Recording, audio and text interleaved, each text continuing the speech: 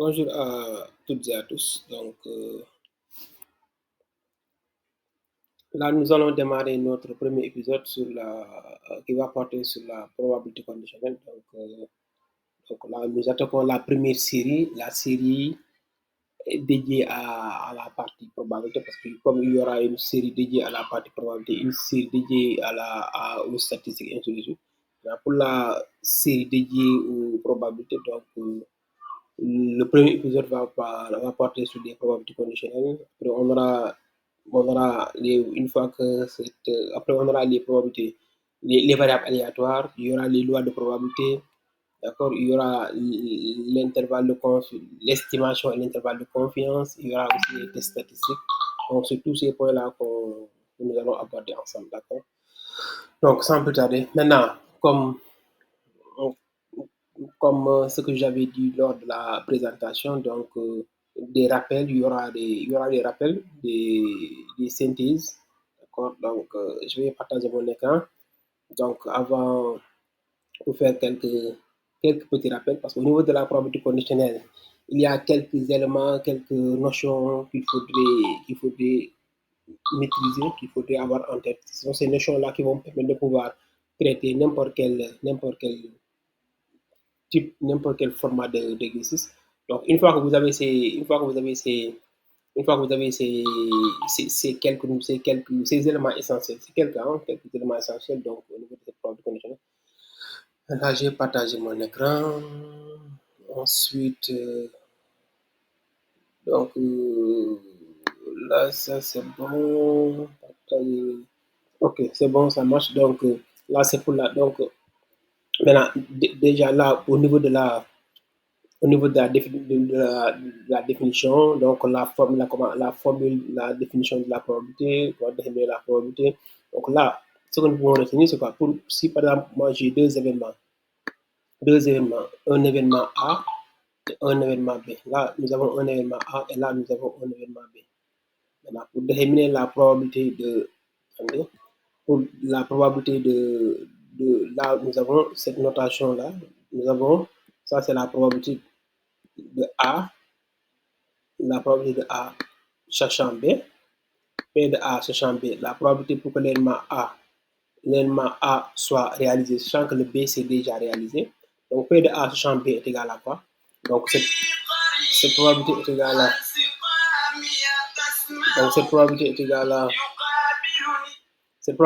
à quoi? C'est P de A inter B sur P de B. Donc d'après la définition, P de A sachant B est égal à P de A inter B, c'est P de A inter B sur P de B. D'accord? P de A sur P de B. C'est ça la définition, d'accord?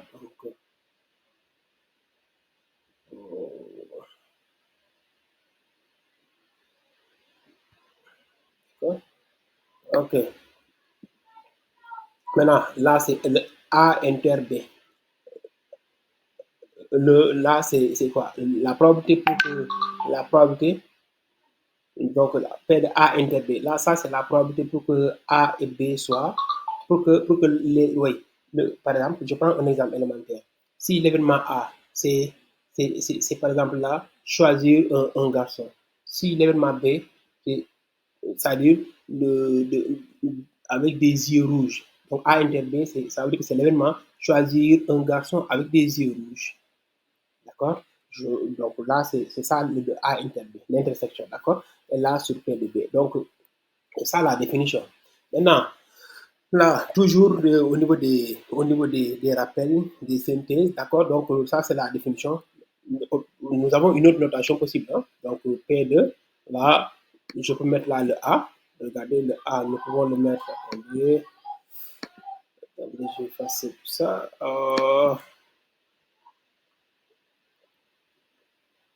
Donc, donc là, je peux mettre le A là.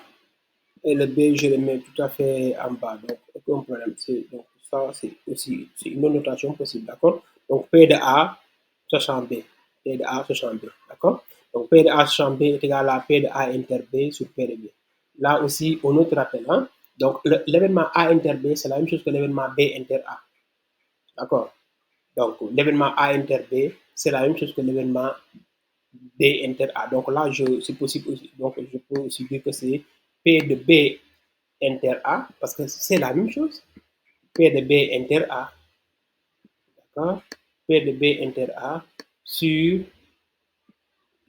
P de B. Maintenant, une astuce, c'est quoi? Donc, parce que le plus souvent, il vous arrive des fois de ne pas vous rappeler ou d'oublier quel est l'événement qui doit être au dénominateur. Donc, on a dit A sachant B. Donc, c'est P de B. A sachant B, c'est P de B qui doit être au dénominateur. D'accord?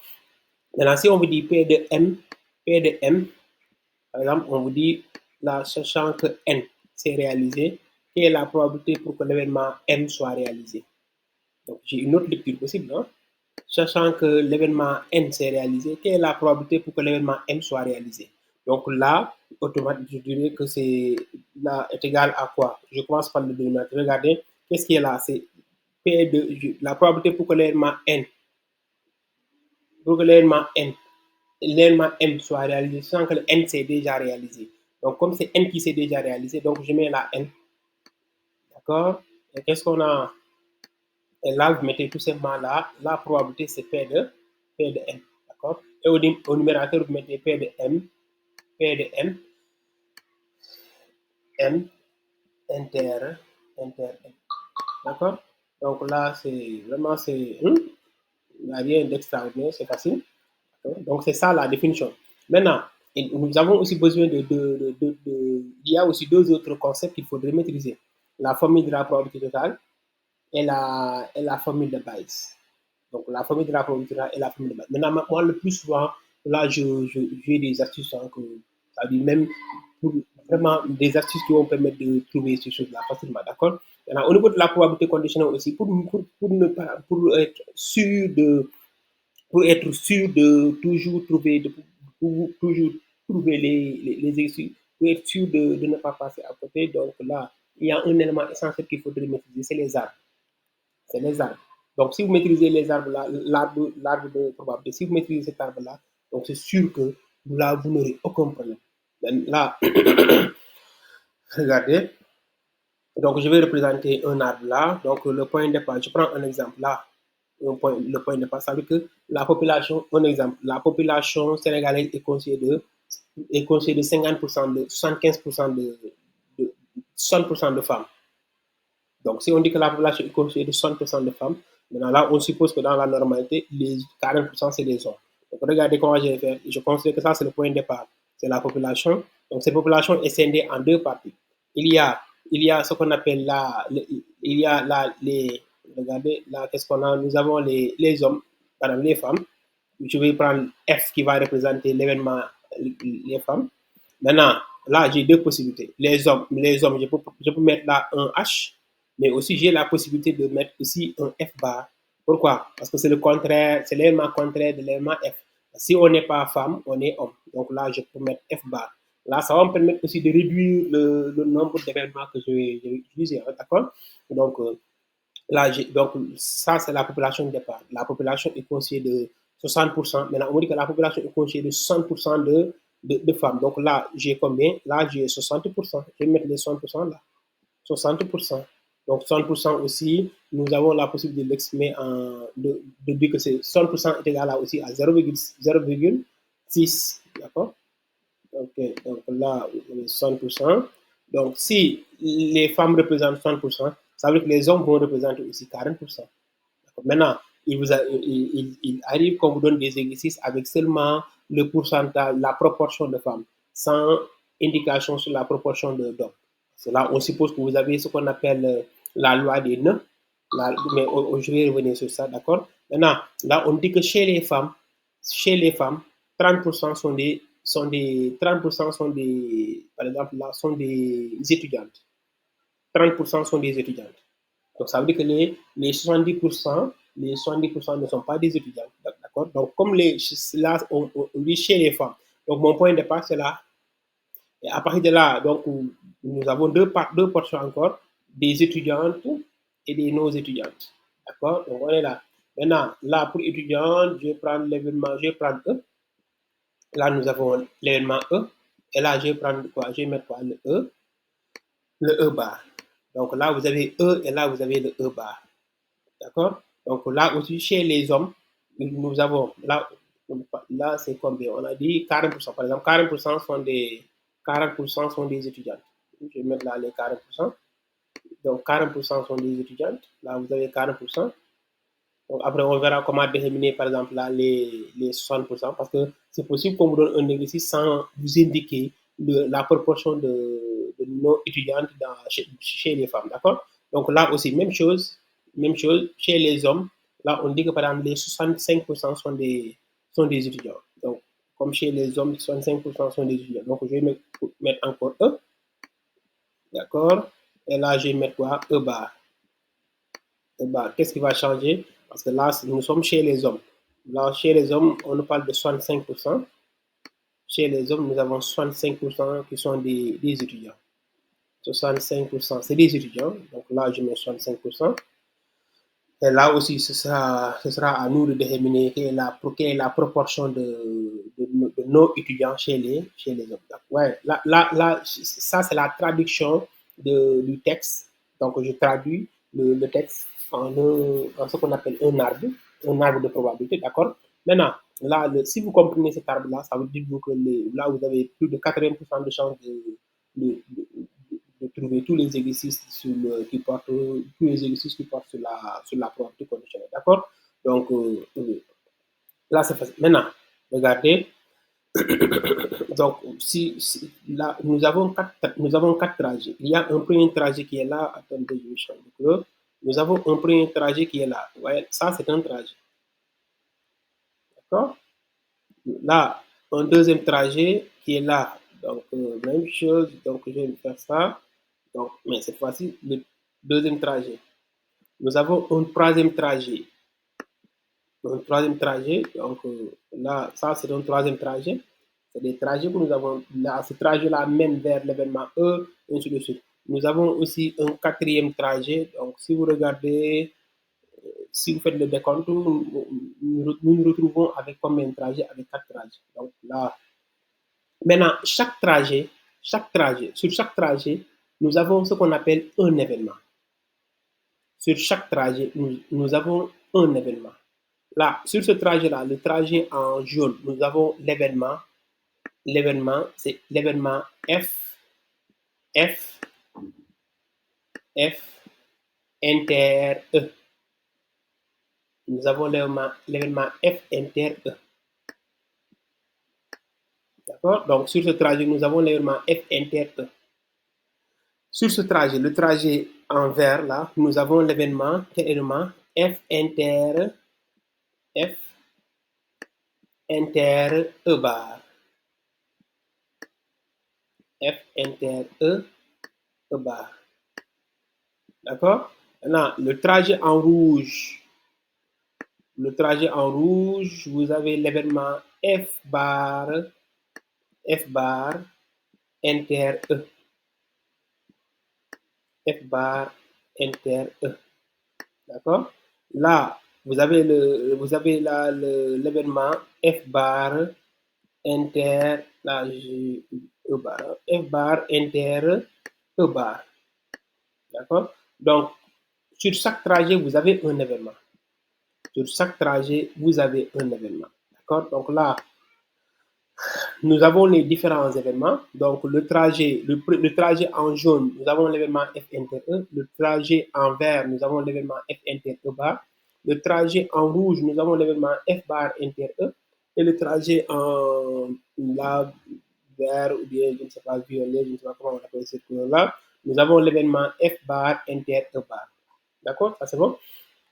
Donc, maintenant, donc, après, ça veut dire que pour déterminer la probabilité de ces événements, on aura besoin de la probabilité, on aura besoin de la probabilité des probabilités représentées sur des probabilités représentées sur ce trajet. D'accord? Mais ça, on le verra plus tard. Hein? Mais d'abord, réglons ce petit problème-là. Donc, si vous regardez très bien votre arbre, là, nous nous retrouvons avec combien de nœuds? Nous avons trois nœuds. Un premier nœud, un deuxième, un troisième. Nous avons trois nœuds. Maintenant, il y a ce qu'on appelle la loi des nœuds. Ça veut dire que la somme des probabilités, des branches des événements, oui, des branches sortantes. Donc, cette somme-là est égale à 1. Cela veut dire quoi? Ça veut dire que cette probabilité, donc si on prend ce nœud-là, sur ce nœud-là, nous avons l'événement F, nous avons aussi l'événement F bar. Donc, la somme des deux probabilités doit être égale à 1. Ça veut dire si nous prenons P de F, là nous avons P de F, P de F, P de F, d'accord, plus P de F plus P de F bar égale à 1. Et à partir de là, nous pourrions déterminer, par exemple là, quelle est la probabilité, quelle est la valeur de la probabilité de F bar, d'accord? Donc P de F plus P de F bar égale à 1. C'est bon? P de F plus P de F bar égale à 1. Et à partir de là, ouais, donc si par exemple moi je veux P de F bar, je dirais que P de F bar est égal à 1 moins P de F. P de F bar égale à 1 moins P de F. Et maintenant, comme P de F est connu, donc 1 moins 60%, ce qui va vous donner les 40% là. D'accord? Même chose aussi, hein? Donc maintenant, là, si je prends ce nœud-là, attention, le nœud là, sur ce nœud-là aussi, nous avons deux événements, nous avons l'événement, je dirais deux probabilités. Sur ce nœud-là, nous avons deux probabilités. Donc, maintenant, et quelles sont les probabilités que nous avons? Là, la probabilité, les 40% représentent la probabilité de l'événement E, sachant que F est déjà réalisé. Attention, parce que là, vous ne pouvez pas dire que c'est P de E. Avant que le E soit réalisé, il y a déjà un événement qui s'est réalisé. Parce que les 40% représentent la probabilité de quoi? La probabilité d'être étudiant, sachant qu'on est femme. La probabilité d'être étudiant, sachant qu'on est femme. Donc, ça veut dire que là, les 40%, je dirais que c'est P2, regardez, P2, et l'événement là c'est E, P de E, P de E, P de E, sachant, d'accord? Là, vous avez P de E, sachant F. P de E, sachant F. P de E, sachant F. D'accord? Donc, là, vous n'avez pas P de E, mais vous avez P de E, sachant F. Là, vous avez P de E bar, sachant F. Là, les 65% représentent P de E, sachant F bar.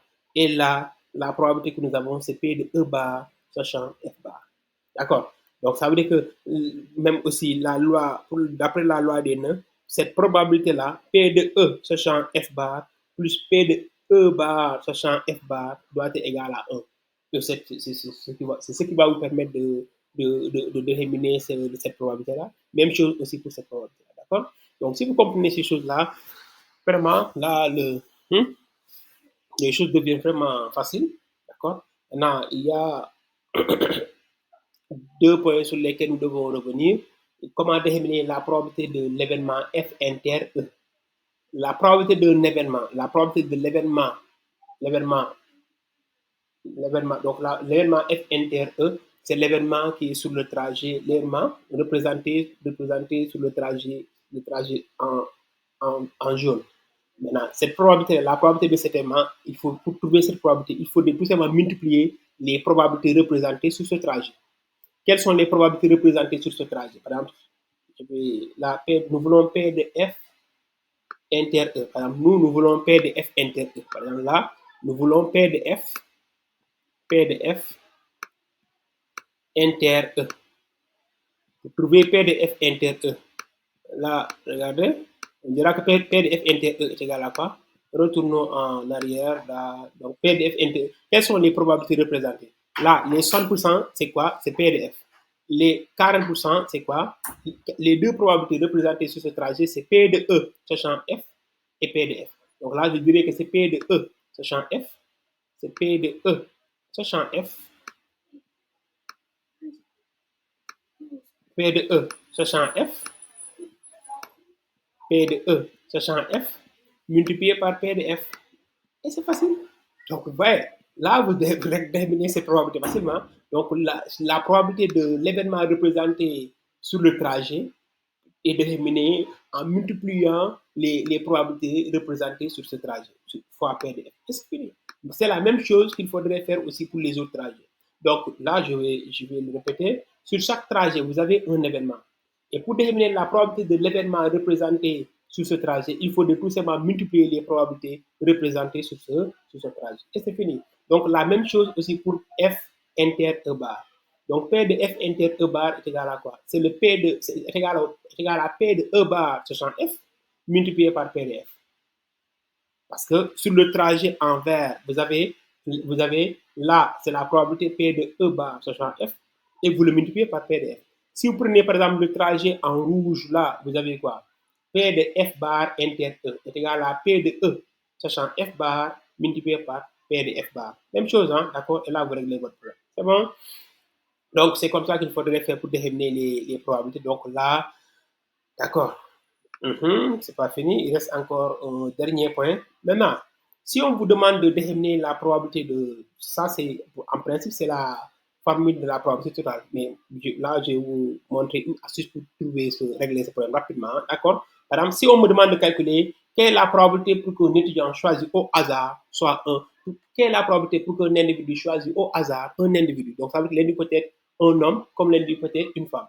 Quelle est la probabilité pour qu'un individu choisisse au hasard au hasard soit un étudiant. Attention, attention. Là, nous avons un étudiant là, et là aussi, vous avez étudiant. Je le répète encore. Quelle est la probabilité pour qu'un individu choisi au hasard soit quoi? Soit un étudiant. Un étudiant. Parce que les E là représentent quoi? Étudiant. E bar, c'est non étudiant. Maintenant, donc là ce qu'on vous demande, c'est donc la probabilité que nous voulons, c'est quoi? Là, je mets E comme nous voulons que l'individu choisi soit un étudiant. Étudiant, c'est l'événement E. Je mets E. Maintenant, je vais chercher quelles sont les différentes. Regardez. Donc là, je vais chercher. Là, je vais chercher quels sont les trajets qui mènent vers E. Donc, nous voulons E, l'événement P de E. Quels sont les trajets qui mènent vers E? Donc, les trajets qui mènent vers E, c'est ce trajet-là, le trajet en jaune et le trajet en rouge. Maintenant, sur le trajet en jaune, nous avons l'événement F inter E. Donc là, je vais dire que c'est F inter E. F inter E. F inter E. D'accord? Union. F inter E. Union. Union. Je retourne. F inter E. Union. L'autre trajet qui mène vers E. C'est le trajet en rouge et nous avons l'événement F bar inter E. F bar inter E. F bar inter E. D'accord? Donc, vous avez là E égale à F inter E, union F bar inter E. Maintenant, là, nous, c'est la probabilité qui nous intéresse. Donc, je dirais que à partir de là, P de E. Donc, et là, vous n'avez même pas besoin de mémoriser une formule. Hein. Donc, il suffit seulement de comprendre les choses pour pouvoir s'en sortir. D'accord? Donc, là, je dirais que P de E, je vais ajouter là, P de E est égal à quoi? Est égal à P de F inter E. P de F inter E. D'accord? P de F inter E. Union, maintenant, là, comme nous parlons de la probabilité elle est comprise entre 0 et 1. D'accord? C'est un réel. D'accord? Donc, la probabilité, donc là, à la place de union, on mettra quoi? Plus. Plus. D'accord? Plus là, je mets quoi? P de F bar inter E. P de F bar inter E. D'accord? P de F bar inter E. D'accord? Donc, vous avez P de E est égal à P de F inter E plus P de F bar inter E. Maintenant, si vous vous rappelez très bien, on sait que P de F inter E est égal à quoi? Or, d'après par exemple, d'après ce que nous venons de dire, P de F inter E est égal à quoi? Est égal à, donc là, donc je prends une autre couleur. Donc là, P de F inter E est égal à P de E. P de E, sachant quoi? Sachant F. P de E, sachant F, P de E, sachant F, multiplié par P de F. D'accord? P de E, sachant F, multiplié par P de F. Là, c'est pour cette partie-là. Même chose aussi pour la deuxième partie. Là, le P de F bar inter E. P de F bar inter E est là. L'événement F bar inter E est là. Donc, c'est l'événement qui est là sur le trajet en rouge. Donc, on dira que c'est P de E. P de E, sachant F bar, fois P de F bar. P de E, sachant F bar, c'est P de E, sachant F bar, P de E, P de E, sachant F bar, fois P de F bar. Fois P de F bar. D'accord? Donc, fois P de F bar. Et là, vous réglez votre problème. Tout est OK. Donc, fois P de F bar. Ouais. P de E, sachant F est connu. P de F bar est connu. P de E, sachant F est connu. P de F bar aussi est connu. Là, vous remplacez chaque probabilité par sa valeur. Vous aurez la probabilité recherchée. Pourtant, ce que je viens d'utiliser, c'est ça qu'on appelle la formule de la probabilité totale. Donc, et maintenant, cette formule pourra être généralisée jusqu'à n événements. Donc, ça veut dire que si nous avons les événements E1, E2, E3, jusqu'à En, qui sont des événements, par exemple, dont la réunion est égale à l'univers oméga. La réunion est égale à l'univers oméga. E1, union E2, union E3, union E4, jusqu'à union En. Donc ça, la réunion de ces ensembles-là est égale à l'univers oméga. Maintenant, si tel est le cas, donc cette formule pourra être généralisée. Mais à chaque fois, donc, on dira que P de E. Maintenant, là, je demande aux étudiants de ne pas mémoriser cette formule-là. Oui, c'est ça qu'on appelle la formule de la probabilité totale. Mais cette formule, je vous demande de ne mémoriser pas les formules. Là, apprenez à comprendre les concepts, mais pas de les mémoriser. Si vous comprenez les concepts, quelle que soit par exemple la situation, quel que soit le moment, une fois que vous aurez besoin de ce concept-là, vous allez pouvoir vous rappeler de ça et d'accord. Mais si vous mémorisez des choses, des fois, on a tendance à oublier certaines choses ouais. Et si vous oubliez par exemple ne serait-ce qu'un seul élément, là vous risquez d'avoir tous les problèmes du monde pour pouvoir vous démarquer, pouvoir trouver la solution. D'accord? Donc, ça, c'est pour la formule de la probabilité totale. Maintenant, il reste aussi une autre situation. Il reste la dernière situation, c'est quoi? Parce que généralement, là, sur ce trajet-là, nous avons l'événement, nous avons là, je dirais que cette probabilité, c'est la probabilité que l'élève choisi soit étudiant, sachant que c'est une femme. Maintenant, si on vous demande quelle est la probabilité, quelle est la probabilité, quelle est la probabilité pour que, par exemple, là, je vais noter ça comme ça, je vais prendre le contraire. Hein. Cette fois-ci, je veux P de F sachant E. Maintenant, si nous voulons P de F sachant E bar, P de F sachant E bar. Attention. Donc, ça veut dire que notre arbre n'a pas représenté, notre arbre n'a pas symbolisé, par exemple, là, cette situation-là. Donc, P de F sachant E. Donc, ça, c'est la probabilité pour qu'un individu choisi soit une femme, sachant que c'est un étudiant. Attention. Ouais, c'est ça le problème. Maintenant, si c'est E, sachant F, ça veut dire que quelle est la probabilité pour qu'un individu choisi soit étudiant, sachant que c'est une femme. Ouais, là, c'est le contraire. Maintenant, comme cette situation n'est pas, si vous regardez très bien, P de F, sachant E, n'est pas représenté, donc nous n'avons pas, la probabilité que nous avons, c'est P de E, sachant F. Là aussi, c'est ça qu'on appelle la formule de Bayes. Maintenant, dans cette formule de Bayes pourra être généralisée. Mais là aussi, je demande aux étudiants de ne pas les mémoriser. D'accord? Donc, regardez comment je vais faire pour régler ce problème-là. C'est P de F sachant E qu'on me demande. Parce que là, il y a un élément essentiel qu'il faut retenir et c'est cet élément-là qui va vous faciliter la tâche. On sait que l'événement F inter E, c'est la même chose que l'événement E inter F. Et nous allons jouer sur ces deux événements-là, d'accord? Sur cette équité ou bien sur cette égalité-là, d'accord? Je sais que, d'après la définition, P de F sachant E est égal à quoi? C'est P de F inter E, d'après la définition, hein, c'est P de F inter E, P de F inter E, c'est P de F inter E sur quoi? P de F inter E sur P de E. D'après la définition, hein, sur P de E. Donc P de F inter E, donc P de F sachant E est égal à P de F inter E sur P de E. Donc voilà, ça c'est la probabilité qu'on me demande de calculer. Mais moi, quelle est la probabilité dont je dispose présentement? Présentement, moi je dispose de cette probabilité-là, c'est quoi? C'est P de E sachant F. Comme nous avons P de E sachant F, nous allons utiliser P de E sachant F. D'accord? Donc utilisons P de E sachant F. Donc là aussi, c'est pour éviter de passer tout votre temps à mémoriser des choses. Pourtant, c'est la formule de Bayes que nous mettons en pratique. D'accord? D'accord, ok. Donc P de E, sachant F est égal à quoi? D'après la définition, c'est P de E inter F. P de E inter F. P de E inter F sur P de F.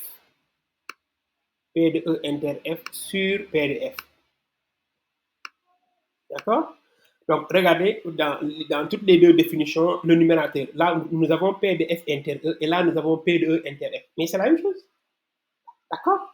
Donc, si ça, je l'appelle 1, et ça, je l'appelle comment? Et ça, je l'appelle 2. Donc, 1 et 2 entraînent quoi? Parce que là, je dirais que P de F inter E, c'est ça fois ça. Regardez, P de F inter E est égal à ça fois ça. C'est bon? Là aussi, P de E inter F est égal à ça fois ça.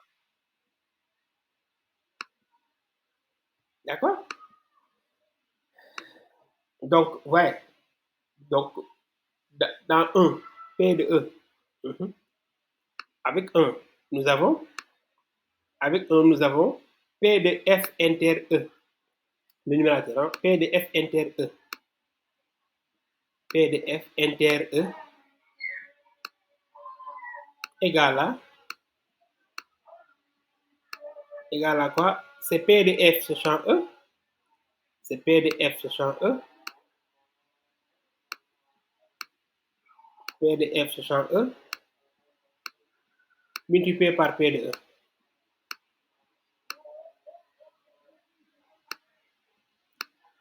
Ça, c'est d'après 1. Maintenant, d'après 2, change de couleur. D'après 2, donc, d'après 2, qu'est-ce que nous avons encore? P de E, cette fois-ci, E inter F. Mais c'est la même chose. E inter F, P de E inter F, égale à quoi? Égale à, même, donc c'est P de E sur champ F, P de E sur champ F, P de E sur champ F, d'accord? P de E sur champ F, multiplié par P de F. Voilà ce qui se passe. Donc, comme l'événement E inter F, c'est la même chose que l'événement F inter E. Mais à partir de là, tout est facile. Donc, là, nous avons pour le, d'après 1, P de F inter E, c'est P de F sachant E fois P de E. D'après 2, P de E inter F égale à P de E égale à P de E sachant, là c'est P de E sachant F. Hein. Attendez, là, oui. Effacer. Et la gomme. Allez, là, c'est sachant, hein? C'est sachant, d'accord? Là, c'est sachant, d'accord? Là, c'est sachant. Ok. D'accord? Donc, P de E inter F égale à P de E sachant F fois P de F. D'accord? Donc, je cherche la gomme. C'est ça.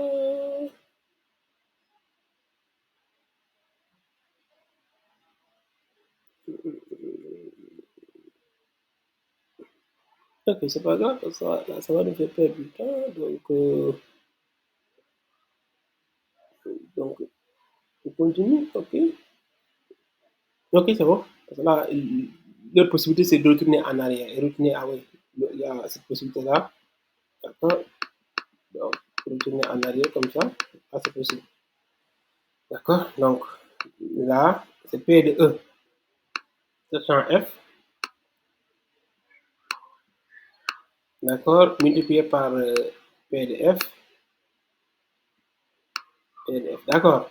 Donc, d'après là, 1, vous avez ça, 2. Et comme P de F inter E est égal à E inter F, donc P de ça est égal à P de ça. Donc, ce qui signifie que P de F, sachant E fois P de E, donc d'après les deux, donc P de F, donc là, P de F, 1, ça égale à ça.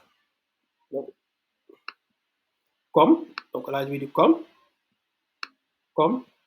P de E inter F, comme P de E inter F égale à P de F inter E, égale à P de F inter E, égale à P de F inter E. Donc, d'accord, donc qu'est-ce qu'on va dire?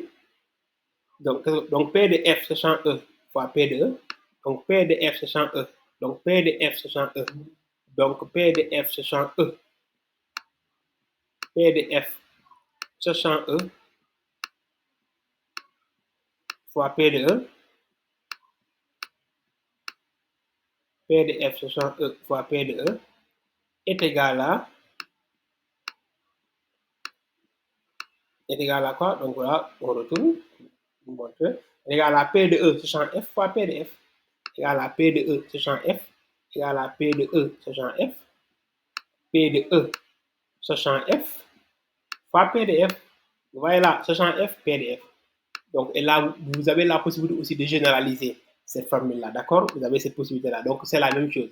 Donc, ce qu'on avait dit pour la formule de la probabilité totale, c'est la même chose qu'on va répéter là pour cette formule, la formule de Bayes. Donc, elle peut être généralisée jusqu'à, d'accord? Donc, un événement. Donc, et à partir de là, nous, la probabilité qui nous intéresse, c'est quelle est la probabilité qui nous intéresse? Quelle est la probabilité qui nous intéresse? Donc, on va voir quelle est la probabilité que nous voulons. C'est P de F sachant E. Donc là, je vais utiliser facilement P de F. Donc, je dirais que P de F sachant E. Donc, P de F sachant E est égal à quoi?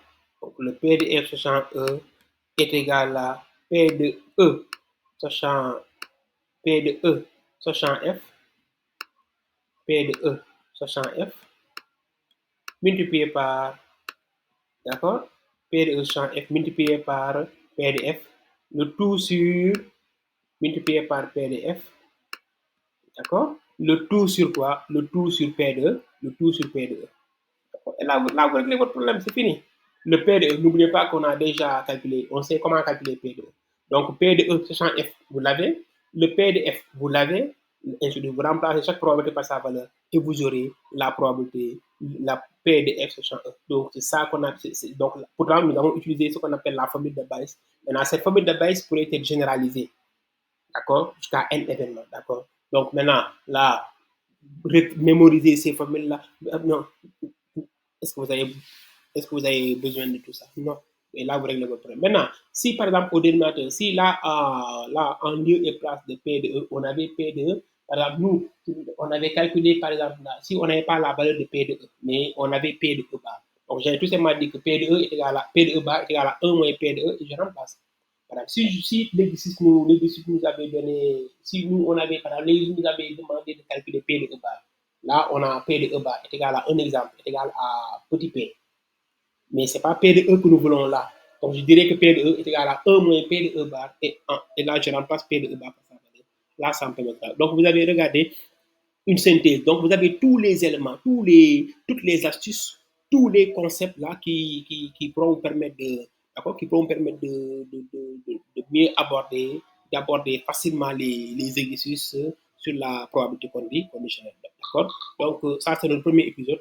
Deuxième épisode, on aura un exercice. Troisième épisode aussi, on aura un autre exercice. Et là, ça va nous permettre de pouvoir boucler cette partie portant sur la probabilité conditionnelle pour attaquer la partie portant sur les variables aléatoires. D'accord? Donc, merci beaucoup.